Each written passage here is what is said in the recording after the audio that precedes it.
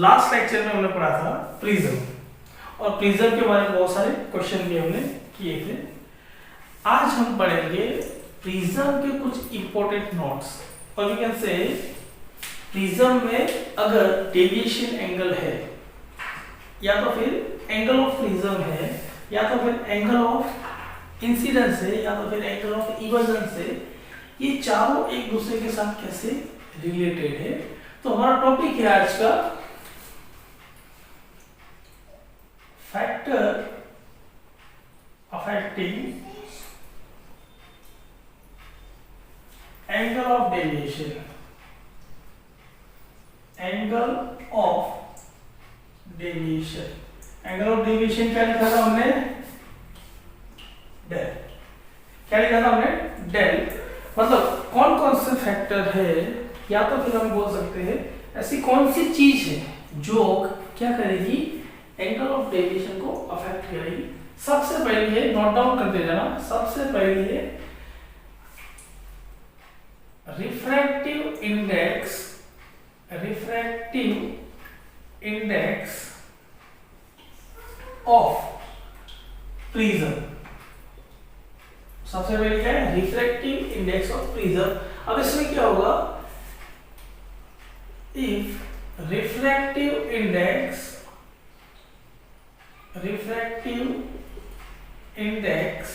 of prism increase,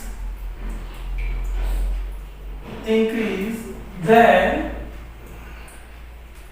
angle of deviation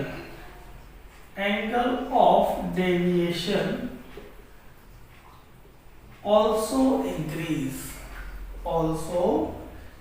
increase। इसका मतलब ये हुआ कि जो प्रिज्म का हमें रिफ्रैक्टिव इंडेक्स दिया था, कौन सा दिया था रिफ्रैक्टिव इंडेक्स? म्यू हमने लिया था, म्यू। मतलब प्रिज्म का रिफ्रैक्टिव इंडेक्स जो हमने लिया था म्यू, अगर म्यू ऑफ प्रिज्म इंक्रीज होता है तो डेविएशन एंगल डेल्टा भी क्या होगा? इंक्रीज होगा। If the refractive index of prism increases, then the angle of deviation also increase। ये फर्स्ट पॉइंट। सेकंड पॉइंट है एंगल ऑफ प्रिज्म।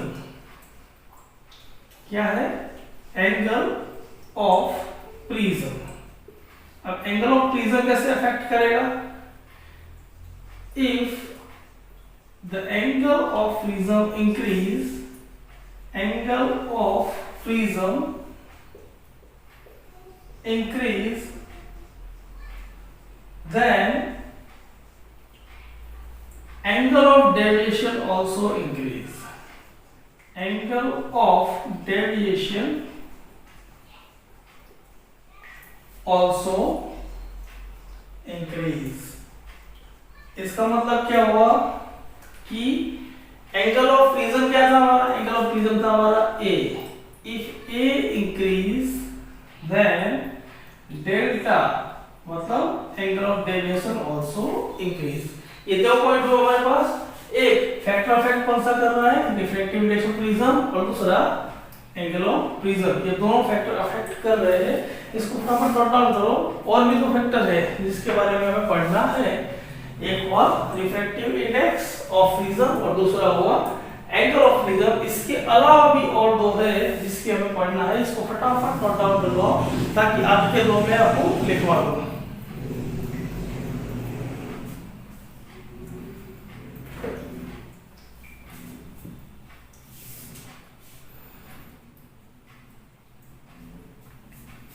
हो गया? ठीक है, नेक्स्ट देखते हैं। नेक्स्ट क्या है हमारे पास? थर्ड वाला factor affecting the angle of deviation. Third है हमारे पास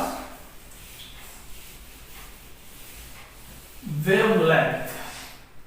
वेवलेंथ ऑफ लाइट। क्या? Wavelength of light. Wavelength of light. जो लाइट हम प्रिज्म पे इमिट कर रहे हैं या तो इंसिडेंट कर रहे हैं, उसकी वेवलेंथ क्या है, इसके ऊपर भी डिपेंड करता है कि डेविएशन एंगल क्या मिलेगा। इसे लिखा जाएगा if the wavelength of light increase then angle of deviation decrease. क्या होगा? डिक्रीज मतलब कम होगा. इट मीन्स वेवलेंथ को हम लिखेंगे वेवलेंथ को क्या लिखते हैं हम? वेवलेंथ को लिखेंगे हम लैम्बडा. अगर लैम्बडा बढ़ेगा तो एंगल ऑफ डेविएशन क्या होगा? कम होगा. It will be decrease. तो ये पहले दो में क्या आया था? The refractive index increase then angle of deviation increase. दूसरा क्या था? Angle of prism increase then the angle of deviation increase. But यहाँ थर्ड वाला पॉइंट क्या आया? अगर वेवलेंथ बढ़ती है तो ये कम होगा. मतलब ये अपोजिट है, इनवर्सली प्रोपोर्शनल है. आप इसको देख सकते हो. विग्गर देखोगे तो वायलेट कौन सी है? सबसे छोटी वेवलेंथ है और रेड सबसे बड़ी वेवलेंथ है. तो रेड का जो एंगल ऑफ डेविएशन होगा वो सबसे कम होगा. यह हमें याद रखना है. ठीक है. फोर्थ है angle of incidence.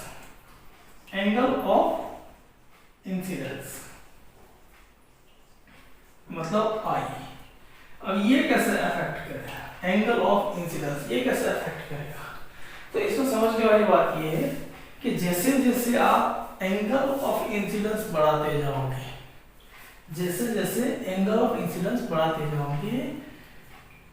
Angle of deviation कम होता जाएगा. धीरे जैसे आप इसको बढ़ाएंगे ये धीरे धीरे कम होगा. लेकिन एक पॉइंट के बाद मिनिमम डेविएशन मिलेगा. क्या मिलेगा? मिनिमम डेविएशन मिलेगा. अगर उसके बाद भी आप अगर एंगल ऑफ इंसिडेंस बढ़ा रहे हो तो फिर से वो क्या होगा? इंक्रीज होता रहेगा. मतलब if the angle of incidence increase then angle of deviation decrease. But at a point when deviation angle is minimum, deviation angle is minimum, then also if we increase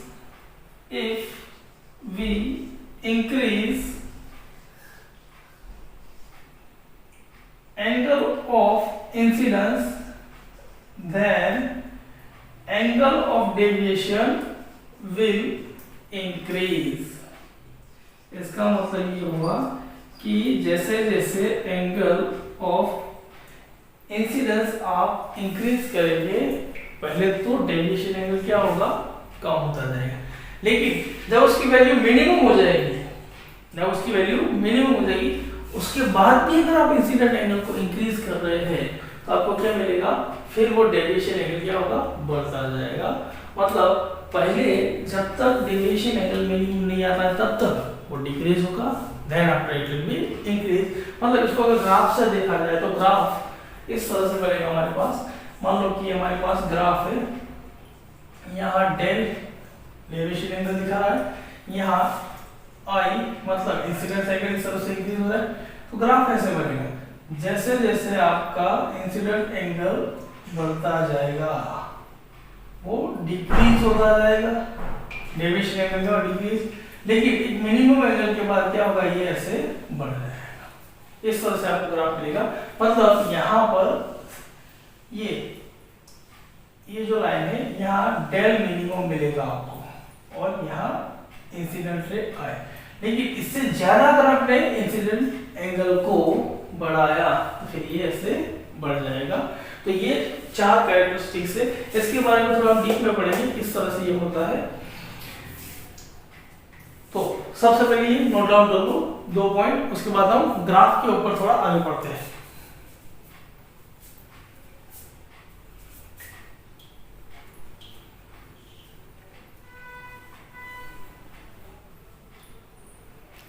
जल्दी नोट डाउन कर लो फटाफट।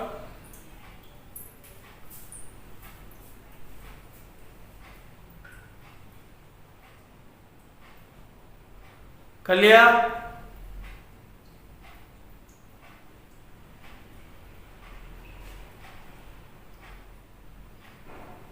हो गया? ठीक है, आगे बढ़ते हैं। अब नेक्स्ट है, इस ग्राफ को हमें पढ़ना है। ये ग्राफ हमें क्या समझाता है ये समझना है। ये ग्राफ आपको प्रैक्टिकल में भी आएगा और बहुत बार एग्जाम में भी इस ग्राफ के रिलेटेड क्वेश्चंस आते हैं। तो किस तरह से ये क्वेश्चंस काम करते हैं थोड़ा सा देख लेते हैं।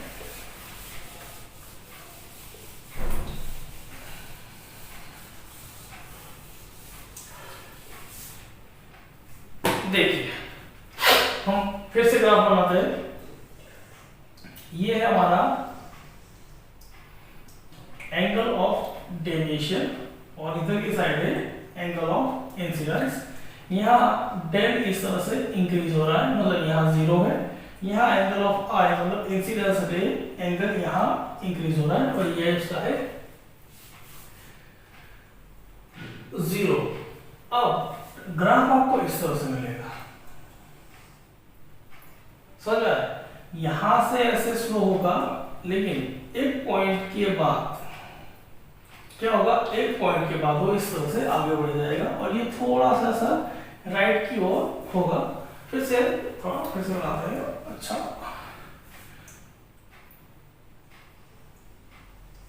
ऐसे समझ रहा है? इस तरह से ये पैराबोला नहीं बनेगा, पैराबोला से थोड़ा डिफरेंट है।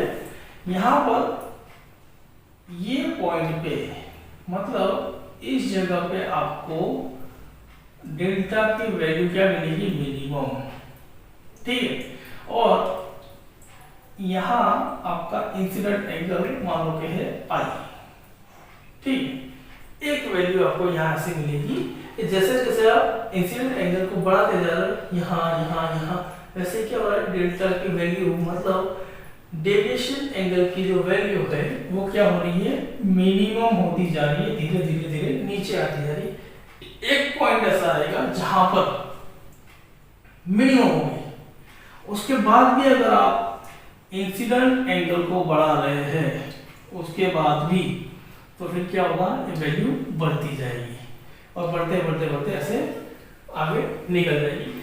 यहां पर ये जो मिला है डेल मिनिमम, तो इसके लिए एक पॉइंट आपको लिखना है। वो पॉइंट है इस ग्राफ से, there is only one value for the del minimum, मतलब डेविएशन एंगल मिनिमम होने के लिए there is only one value of incidence angle, it means I. इस ग्राफ में डेल की मिनिमम वैल्यू के लिए इंसिडेंस एंगल मतलब आई की एक ही वैल्यू होगी। मतलब ये इसीलिए जरूरी है पॉइंट लिखना, क्योंकि बहुत बार ऐसे क्वेश्चन आते हैं कि ये ग्राफ में आपको इंसिडेंस एंगल दिया हुआ रहता है और डेल मिनिमम फाइंड आउट करना रहता है। ये पॉइंट हुआ इस ग्राफ से। दूसरा एक पॉइंट है हमारे पास, there are there are two different value of angle of deviation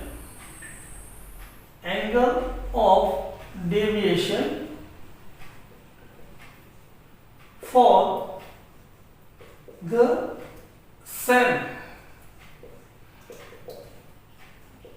incidence.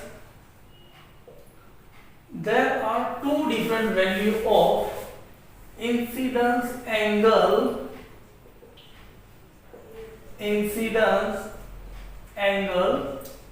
for same angle of deviation.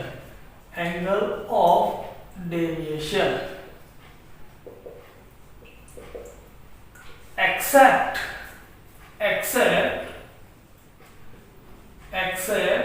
del mean, मतलब हमने पहले ही बोल दिया कि डेल्टा मीन के लिए या तो मिनिमम डेविएशन एंगल के लिए सिर्फ एक ही वैल्यू होगी इंसिडेंट एंगल की, ये पहले बोल दिया। अब हम क्या बोल रहे हैं कि एक ही डेविएशन एंगल के लिए दो इंसिडेंट एंगल की वैल्यू रहेगी, लेकिन एक्सेप्ट डेल मीन। इसको समझते हैं किस तरह से, मतलब क्या है ये, क्या बोलना चाहता है। ये हमारे पास है प्रिज्म, ठीक है, समझते हैं। मान लो कि कोई बच्चा ये समझ रहा है कि यहाँ से इंसिडेंट एंगल हुआ, इंसिडेंट रे ऐसे आ रही है, यहाँ ऐसे नॉर्मल ड्रॉ किया, ठीक है, तो ये क्या हो गया, इंसिडेंट एंगल आई, ठीक। अब लाइट रेज यहाँ से ऐसे डाइवर्ट हो गई यहाँ तक, ठीक। अब यहाँ फिर क्या होगा, ये यहाँ से ऐसे नॉर्मल ड्रॉ करवा, तो फिर लाइट रेज यहाँ से ऐसे मूव हो जाएगी, ठीक है। तो ये जो हुआ एंगल, ये क्या हुआ, एंगल ऑफ इमर्जेंस ई।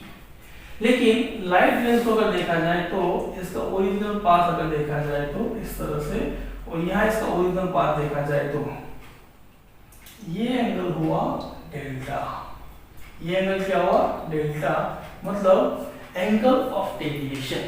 अब कोई बंदा है अगर यहां से देखता है, कोई बंदा यहां से अगर देखता है तो उसे क्या लगेगा, एंगल ऑफ इंसिडेंस क्या है, ये। लेकिन अगर कोई बंदा यहां से देख रहा है तो उसे क्या लगेगा, एंगल ऑफ इंसिडेंस ये। मतलब रिवर्सिबिलिटी ऑफ लाइट, अगर लाइट को सेम पाथ पे अगर वापस भेजो तो वो यहीं से निकलेगी, समझ रहे। अगर यहाँ से यहाँ जाएगा, यहाँ से यहीं आएगी। ये रिवर्सिबिलिटी ऑफ लाइट की एक प्रॉपर्टी है कि अगर लाइट को 180 डिग्री टर्न कर दो तो जिस रास्ते से वो आई है उसी रास्ते पे वापस जाएगी।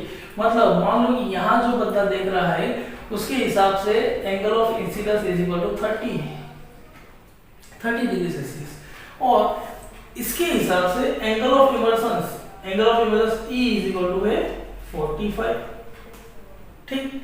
अब दूसरा बंदा यहां से देख रहा है, अगर वो यहां से देख रहा है तो इसे क्या लगेगा, एंगल ऑफ इंसिडेंस कितना है, 45, एंगल ऑफ इंसिडेंस कितना है 45, और यहां पर एंगल ऑफ इमर्जेंस कितना है 30। लेकिन दोनों हिस्से में लाइट का जो एंगल ऑफ डेविएशन रहेगा वो सेम ही रहेगा। समझ में आ रहा है कि नहीं। देखो अगर आप यहां से देखोगे तो एंगल ऑफ इंसिडेंस कितना 30, यहां से देखो तो 45, लेकिन एंगल ऑफ डेविएशन दोनों के लिए क्या रहेगा, सेम रहेगा। चाहे यहां से आप ले लो तो भी 45 रहेगा, यहां से ले लो तो भी 45 ही रहेगा। किस तरह से, ग्राफ में देखो, मान लो कि यहां ये एंगल, यहां ऐसे लाइट पास आउट हो रही है, देखो यहां एक एंगल मिला, ये एंगल ऑफ इंसिडेंस है, सपोज ये हुआ, मतलब कि ये हुआ I1, तो यहां पर भी तो फिर से ये स्ट्रेट लाइन आप देखो तो ग्राफ तो फिर से वापस आ रहा है, तो ये हुआ I2, मतलब एक ही डेल, मतलब कि एक ही एंगल ऑफ डेविएशन के लिए दो अलग अलग इंसिडेंस एंगल आपको मिलेंगे। यही पॉइंट कहने की बात है। मतलब एक ही एंगल ऑफ डेविएशन के लिए, एक ही डेल के लिए 2i मतलब 2 एंगल ऑफ इंसिडेंस आपको मिलेगी, except delta mean. Delta mean में से एक ही वैल्यू मिलेगी, उससे ज्यादा मिलेगी नहीं। डेल्टा मीन में एंगल ऑफ इंसिडेंट की सिर्फ एक ही वैल्यू मिलेगी, उससे ज्यादा मिलेगी नहीं। बाकी सब एंगल में 2 वैल्यू मिलेगी। अब यहां से ले लो तो यहां पर भी आपको 2, अब यहां से ले लो तो यहां पर भी आपको 2, समझा रहा है? मतलब हर जगह पर इंसिडेंट एंगल की 2 वैल्यू मिलेगी except delta mean. Delta mean में क्या होगा, सिर्फ एक ही वैल्यू मिलेगी इंसिडेंट एंगल की। ये मेन बात है। और आगे के लेक्चर में हम इसके ऊपर बहुत सारे क्वेश्चन भी कर सकते हैं। ये दोनों चीज नोट डाउन कर लो, दोनों बहुत जरूरी है। और इसके साथ साथ ये भी नोट डाउन कर लो, आपकी ये जो डिस्टेंस रहेगा x1 और इस तरफ का जो डिस्टेंस है x2, तो नोट डाउन ये करना है कि जो लेफ्ट साइड का डिस्टेंस रहेगा, जीरो से जो स्टार्ट हो रहा है वो x1, और आपका इंक्रीजिंग साइड का जो डिस्टेंस है वो x2। इसमें x2 will always greater than x1। ये आपको याद रखना है, इससे बहुत सारे क्वेश्चन बनते हैं। x2 will always greater than x1, ये याद रखना है आपको। x2 will always greater than x1। ठीक है, ये नोट डाउन कर लो और आगे के लेक्चर में पढ़ेंगे इसके बारे में क्वेश्चन के किस तरह से क्वेश्चन पढ़े जाते हैं, किस तरह से आई और ई फाइंड आउट करते हैं, किस तरह से डेल्टा और किस तरह से डेल्टा मीन फाइंड आउट करते हैं, ये हम आगे के लेक्चर में देखेंगे।